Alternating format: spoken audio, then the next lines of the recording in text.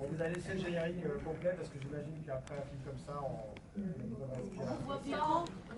Ça va arriver. Micro. On voit pas. Non, vous allez laisser le générique en entier pour respirer un petit peu parce que ça a quand même un peu équipement. Avec un rôle pour Olivier Gourmet, qui est un peu vraiment, on déteste ce personnage. On n'entend pas grand-chose. Non, je disais que le film était très dur et que Olivier Gourmet avait un rôle difficile et assez antipathique. Est-ce que tu l'as voulu comme ça, aussi dur, aussi ou c'est Olivier Gourmet qui a porté cette patte? Non, l'énoncé du rôle est difficile, c'est-à-dire qu'on a un personnage qui n'est pas sympathique. Voilà. Et on a un personnage qui commet un crime qui est moralement indéfendable.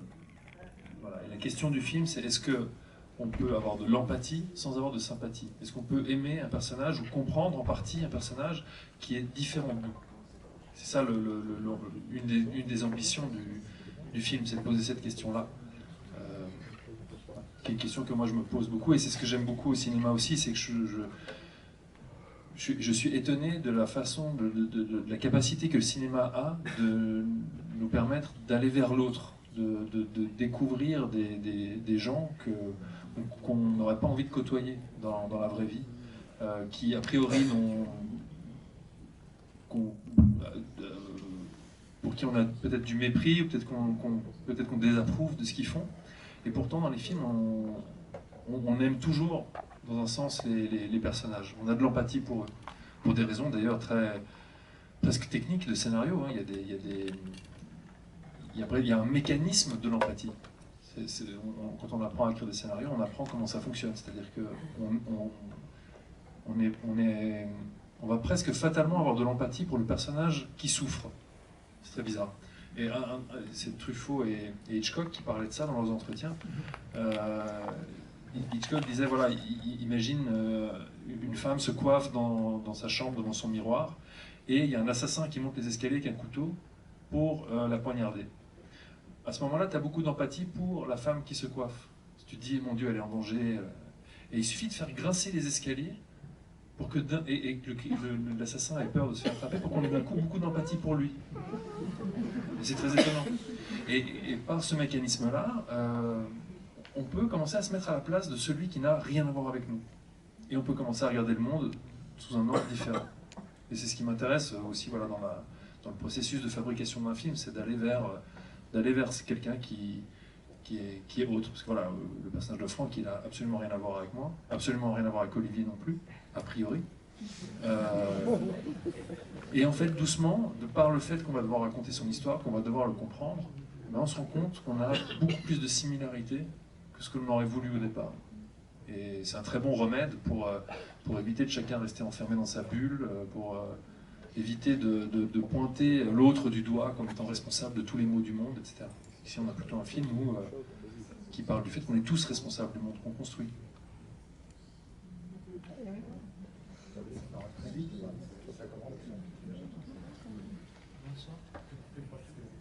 Bon, bonsoir, merci pour le film, merci d'être là.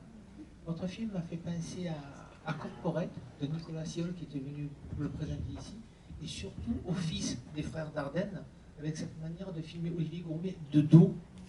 Donc je ne sais pas si c'était voulu. Et votre film est admirable. Mais la scène la plus dure, c'est le fils, le guitariste qui lui dit « Tu as perdu ton travail, mais nous, on ne va pas perdre notre niveau de vie. » Par rapport à Olivier Gourmet, je trouve que c'est la scène la plus dure. Alors par rapport au film que vous avez cité, effectivement le fils a été un film qui m'a beaucoup marqué. Je suis né à Genève, j'ai grandi à Genève, et quand j'avais 20 ans, j'ai quitté la Suisse pour aller étudier le cinéma en Belgique. Et c'est à ce moment-là que j'ai découvert le cinéma des frères Dardenne, et notamment Le Fils, qui était un des films qui m'avait beaucoup marqué, de par l'usage de l'ironie dramatique. C'est-à-dire que le Fils, c'est l'histoire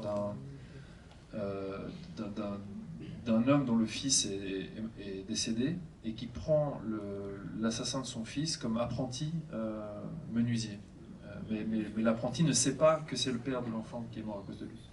Et pendant tout le film, personne ne fait rien. On n'a qu'un homme qui apprend à un jeune homme à couper des planches. Et pourtant, on est dans un état de tension incroyable. Je me suis demandé, mais comment ça se fait? Comment c'est possible qu'on soit aussi tendu alors que rien ne se passe? Et en fait, c'est parce que nous, on sait... Parce que tous les personnages de la scène ne savent pas... enfin, il y a au moins un personnage dans la scène qui en sait moins que le spectateur. C'est-à-dire que le garçon qui fait partie des scènes en sait moins que nous. Et donc on est tout le temps dans un regard très actif en se disant mais quand est-ce qu'il va découvrir ou qu'est-ce que va faire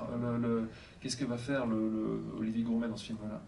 Et ce mécanisme-là est très intéressant et il est constamment utilisé dans ce film-ci, dans le film que j'ai fait. Très souvent, voilà, le fait que la famille ne sache pas, il y a tout le temps quelqu'un qui ne sait pas, qui n'en sait pas autant que Olivier Gourmet. Et ça fait qu'on va regarder le film de manière très active. Et c'est une manière de donner au spectateur une position très particulière. C'est-à-dire qu'il y a beaucoup d'autres choses. Vous parlez de la caméra qui est en retard sur le personnage aussi. C'est une manière de donner une place importante au spectateur et de l'inviter à s'interroger sur ce qu'il regarde. Par exemple, un exemple pour illustrer ça, c'est un petit peu théorique, mais quand Franck rentre chez lui, et qu'il y a sa fille qui est toute contente de le voir et qui lui dit « Papa, tu manges avec nous ce soir ». Et il dit « Non, j'ai pas le temps, il faut que j'aille manger ». Il part manger tout seul dans son bureau. Tout le monde trouve ça normal d'ailleurs. Mais c'est une scène, si on la voyait hors du film, elle serait tout à fait anodine. C'est-à-dire c'est le quotidien de la vie bourgeoise. C'est-à-dire on a les enfants qui regardent la télé, le père n'a pas le temps, etc. Ça n'a pas beaucoup d'intérêt. Mais là, étant donné que l'on sait ce que l'on sait, on sait qu'il n'a plus de travail, donc on sait qu'il ment à sa fille. Donc quand sa fille lui demande « Tu manges avec nous ?» il dit non. On se dit « Mais pourquoi il dit non ?» Il faut qu'on commence à faire sens de ça. Et cette scène qui est très anodine, on commence à en percevoir aussi toute la violence. Et on ne regarde pas même le décor, même les canapés, la télévision, toute cette vie, qui est en fait une vie très ordinaire qu'on pourrait tous avoir. On va la regarder avec un regard très orienté, très particulier. Et tous ces meubles, cette télévision, etc. vont être teintés du crime en fait. Et du prix moral qu'ont pu avoir ces objets. Et donc on va regarder une scène qui, a priori, en elle-même n'a pas beaucoup de charge, on va y projeter énormément de choses. Et je trouve que c'est une belle manière de sortir le spectateur de sa position de passivité.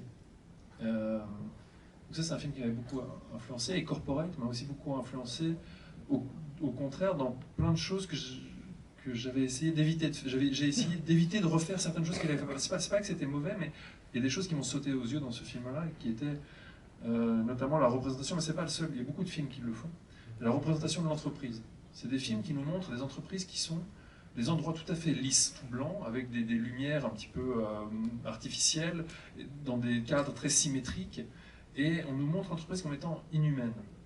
Et je trouvais ça dommage, en fait. Je me suis dit, en fait, parce que c'est pas gênant, en fait. Bizarrement, ça me gêne beaucoup moins d'avoir une entreprise qui est inhumaine que d'avoir une entreprise qui est humaine. Parce qu'en fait, ça fait quoi? Ça fait qu'on se dit, ah, en fait, c'est le système, qui est un système cruel, qui est le système du mal. Et en fait, les mots viennent d'ailleurs. Voilà, je parlais d'aller vers l'autre, de comprendre du fait qu'on vivait tous dans le même monde. Cette représentation-là suggère qu'en fait, le mal est extérieur à nous. Et en fait, on peut s'en dissocier et dire que nous, on est bon et que le système est mauvais. Et en même temps, c'est très triste, parce que ça veut aussi dire qu'on est impuissant face au système, qu'on est des victimes, et qu'on ne peut rien faire d'autre que de subir comme des victimes. Alors qu'une idée qui me perturbe beaucoup plus, d'ailleurs dans ce raisonnement-là, quelque chose qui me gêne, ça dit d'ailleurs, ça sous-entend que l'individu est bon et que le système est mauvais, et que c'est le système qui corrompt l'individu. Et ce qui me gêne dans cette histoire, c'est que le système a bien été construit par des individus, donc d'où vient le mal? Si les individus sont bons, pourquoi ils ont pas fait un système qui est bon? Je ne sais pas. Et l'idée du film ici, c'est plutôt de dire que les systèmes sont effectivement partiellement corrompus, et nous aliènent, et nous enferment effectivement, mais ils sont peut-être, les vices du système sont peut-être le reflet de nos propres vices, ou peut-être même pas de nos vices, peut-être juste de nos caractéristiques humaines et de notre humanité. Ils sont peut-être le reflet de nos désirs, de nos ambitions. Et il fallait que ça se reflète dans les décors, dans ces bureaux qui sont remplis d'objets. J'étais même allé la nuit dans des entreprises de fret maritime. J'étais rentré avec un des informaticiens, personne n'a le droit de rentrer là-dedans autrement. Et vraiment juste pour regarder ce qu'il pouvait y avoir sur les tables. Il y avait des coupons pour le Burger King, il y avait et tout ça, je les ai notés. Je me suis dit, c'est important de reproduire ça parce que, en fait, c'est terrible ce que ça dit. Ça dit que, en fait, cet endroit hyper violent, qui est un endroit aussi de pouvoir, il est incroyablement proche de nous et incroyablement humain. Et c'est une idée qui, moi, me pose beaucoup plus de questions. Et vous avez dit une troisième chose que j'ai oubliée. Je sais plus. La caméra de dos, oui, c'est ça. Ouais, tout à fait. Donc ça, c'est voilà, oui, la caméra de dos. Effectivement, ça fait partie du. Il y a tout un dispositif dans le film où la caméra ne peut pas devancer le personnage. Ça, c'est aussi pour avoir un langage qui suggère que le narrateur du film que vous avez regardé n'est pas omniscient. C'est-à-dire que je ne peux pas filmer par exemple une tasse de café et puis après Olivier va la prendre. Ça voudrait dire que la caméra sait qui va y aller. Ici, on est toujours en retard sur le protagoniste. Et ça suggère que le film ne détient pas la vérité. Et qu'en fait, c'est à vous d'être attentif et d'aller chercher dans le film ce que vous pouvez y trouver. Bonsoir, je suis frappé par... Vous citiez les frères Dardenne. Moi, je citerai Emmanuel Carrère dans L'Adversaire, par exemple. On est dans la tête du personnage. Et ce qui est frappant dans votre film, qui est tout à fait exceptionnel, c'est que il y a une dichotomie, il y a une opposition entre la violence qui est dans sa tête, parce que c'est le point de vue du personnage. Vous écrivez comme un romancier qui écrit avec le point de vue du personnage. C'est pas le monde extérieur. C'est lui qui regarde les choses. Et tout est vu par son regard. Et tout est vu, les objets, l'importance des objets qui prennent un poids terrible quand ils sont liés à un bien-être matériel, tous les objets. Et cette violence qui est à l'intérieur du personnage, elle est contrecarrée par une mise en scène qui est d'une sobriété. Il n'y a pas de cri. Personne ne crie jamais. Personne ne lève la voix. On est à l'intérieur d'une douleur qui est presque une douleur sourde, qui est la douleur de sa tête et de son cœur. Et son remords est d'autant plus important qu'il ne s'exprime pas et qu'il est dans quelque chose de renfermé. Ça, c'est exceptionnel, parce que c'est un travail à la fois de cinéaste, de romancier et de journaliste. Parce qu'en fait, vous décrivez le monde, mais plutôt que de le décrire, plutôt que de le symboliser, etc., vous le montrez. Et plutôt que des tas d'articles sur le monde social, il n'y a qu'à montrer votre film.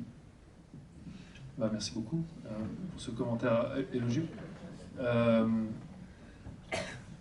Effectivement, c'est une zone qui m'intéresse, celle du silence, du non-dit, mais de nouveau parce que il y a beaucoup de scènes dans le film que j'ai écrites de sorte à ne pas être certain de ce que le personnage pensait, par exemple, ou je ne suis pas certain de ce que dit la scène.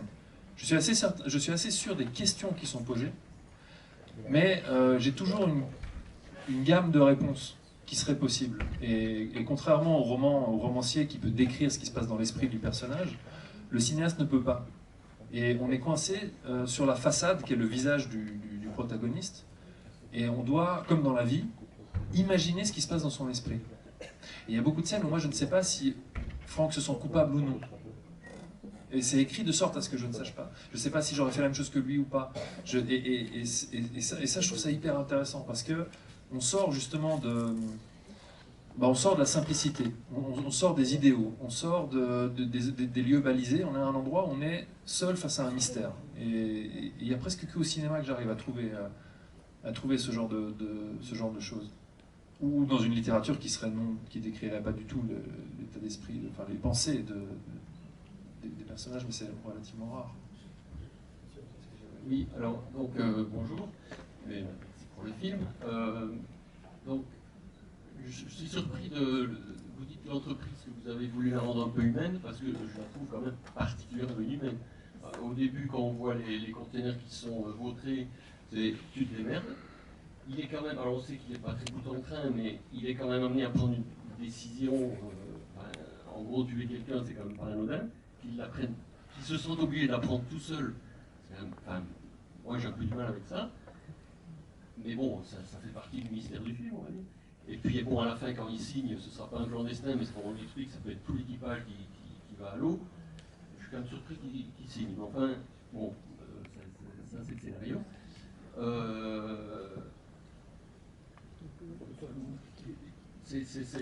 Après, c'est peut-être sur la définition de humaine qu'on n'est pas d'accord. C'est-à-dire que moi, j'y vois pas quelque chose de positif dans humain.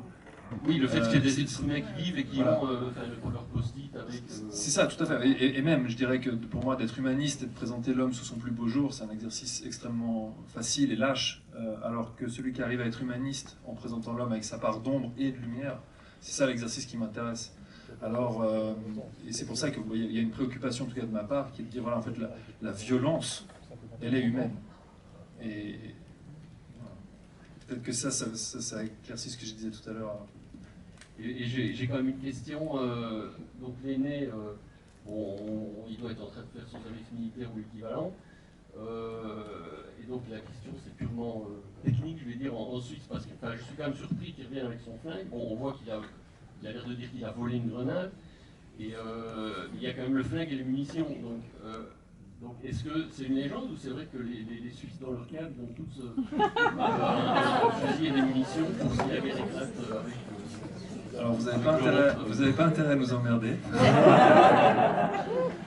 On a tous, je vous ai des souvenirs que quand j'étais enfant, je jouais avec le fusil d'assaut de mon père à 5 ans, qui pesait, je sais pas, 8 kilos, qui était dans le... On a le fusil, on a les balles ailleurs dans la maison, dans une petite boîte de conserve. Mais quand même dans la maison. Oui, tout à fait. Ouais. On peut les laisser maintenant à la caserne, si on veut. Et puis j'avais entendu plein d'histoires d'officiers qui avaient piqué des grenades et des trucs. Donc voilà. C'est plutôt du folklore suisse, effectivement. Merci.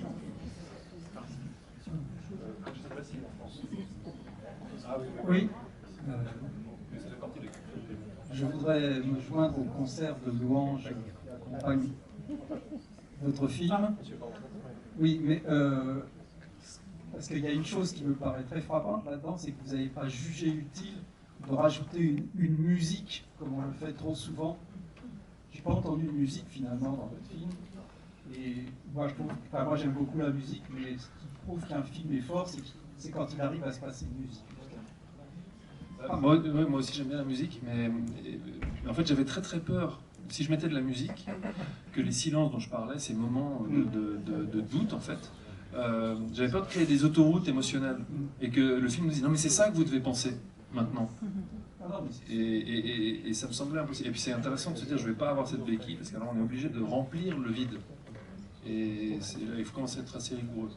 Par contre, j'ai juste un petit truc qui m'a gêné, c'est le raccourci lorsqu'il montre son travail à sa fille et que d'un seul coup il se retrouve à Anvers, qui est quand même à 700 ou 800 km de Genève, sans qu'on sache trop comment. Oui, non mais alors ça je sais, alors il y a un problème de réalisation apparemment, parce que c'est juste 8 heures de voiture, ils partent le matin, ils arrivent le soir, c'est assez cohérent. Et voilà, il va chercher le cerveau. Mais je sais qu'il y a une partie du public qui ne comprend pas juste factuellement ce qui se passe. C'est qu'en fait, il va sur son GPS, il appuie, il va chercher le Cervantes, et donc il part à Anvers pour chercher le bateau. Et quand il arrive, il rate le navire, pensant qu'il a raté la rencontre avec le potentiel avec l'équipage, qui en fait débarqué parce que c'était leur dernier voyage avant la retraite du capitaine. Et donc ils restent tous dans l'hôtel des marins et se retrouvent là-bas. Et il y a un truc de lumière, souvent des gens imaginent que le voyage a duré 5 minutes. Alors qu'en fait on est le soir et voilà. C'est-à-dire on a l'impression en effet qu'on est toujours à Genève, on se dit tiens on a un gros bateau comme ça à Genève, c'est un peu... Et on voit quelque chose qui est marqué en flamand dans la boutique. Mais je dirais à ma monteuse qu'elle avait raison. Elle m'a dit enfin Antoine, personne ne comprendra jamais rien. Ils ne comprennent pas le voyage. Elle avait raison. Mais c'est compliqué ces trucs de temporalité, c'est difficile de faire. Parce que c'est. Voilà, dans les faits, c'est juste, mais le ressenti est faux. Et c'est très difficile de dire comment est-ce qu'on fait pour faire sentir ce genre de truc, c'est très subtil. Il aurait suffi d'un petit passage de 5 secondes. Il aurait suffi d'un petit passage, mais évidemment, je ne l'ai pas tourné. Sur une autoroute allemande. Ouais. C'est ça. Bonsoir. Merci pour votre film. J'avais une question par rapport au monde du travail que vous décrivez dans le film. Je voulais savoir si vous l'avez vécu personnellement également, ce monde qui est assez dur que vous décrivez actuellement. Et pour le côtoyer également, je trouve effectivement des similarités, travaillant pour un groupe américain, dans ce que vous décrivez. C'est ma première question. Et ma deuxième question, c'est on voit un personnage qui est en très grande difficulté vers la fin du film, qui pense même, on a l'impression qu'il pense à se suicider en prenant le fusil de son fils. Et on va dire qu'il est sauvé par la famille. Je voulais savoir quelle place vous donnez à la famille aujourd'hui. Alors, concernant le territoire de la fin du film, c'est un endroit chargé de beaucoup de questionnements. L'idée, c'était vraiment de fabriquer une zone du film où je n'allais pas apporter de réponse. J'allais poser des questions. Donc, le fait de dire que la famille l'a sauvé, c'est déjà quelque chose que moi je ne dirais pas. Bon, ça peut être lu, mais c'est pas quelque chose que j'affirmerais. Pour moi, c'est plus flou que ça. Après, techniquement, il a été sauvé du suicide par la présence de sa fille. Ça, c'est tout à fait factuel, ça c'est certain. Mais ensuite, de savoir si ce voyage, déjà de savoir si ce voyage l'a sauvé, c'est déjà une question. Est-ce que le fait d'accepter ce contrat après est un salut? J'en suis pas sûr, mais peut-être. Je ne sais pas.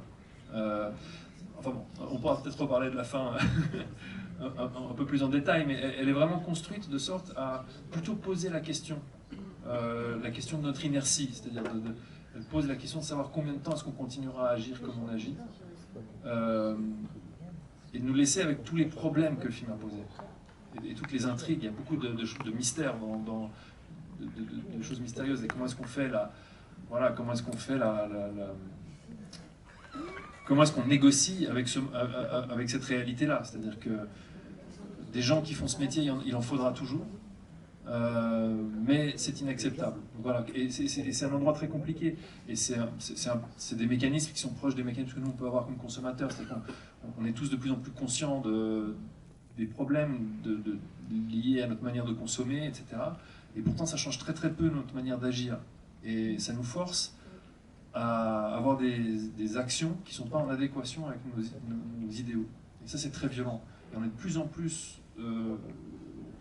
dans des situations comme ça, où on n'arrive pas à être à la hauteur.